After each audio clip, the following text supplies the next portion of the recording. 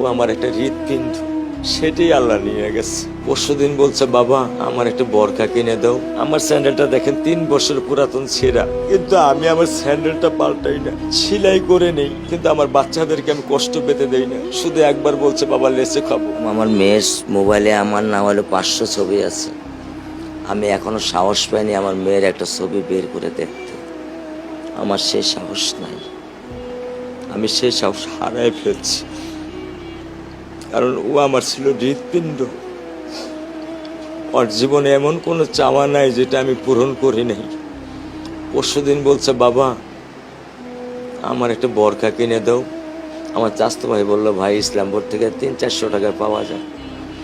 আমি সাথে সাথে মিনি মার্কেট থেকে আমি 1000 টাকা দিয়ে আমার মেয়েকে বরকা এনে দিচ্ছি।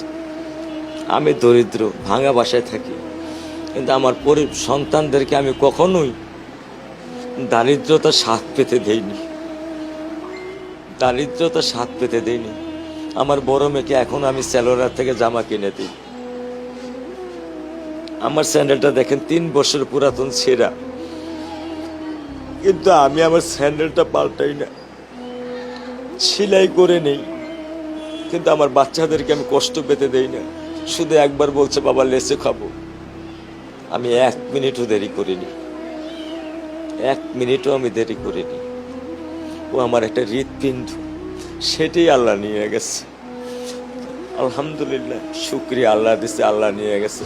আমার কোনো কষ্ট নেই। আমি তো চাইলে পারতাম না। অনেক দম্পতি আছে যাদের সন্তান নেই, আল্লাহ দিছে, আল্লাহ নিয়ে গেছে। আমি আলহামদুলিল্লাহ করি আল্লাহ গেছে। আমার কোনো কষ্ট নেই, আমার কোনো কষ্ট নেই। ঠিক আছে, গরমের মধ্যে তো একটু আমার কোনো কষ্ট নেই। ঠিক আছে।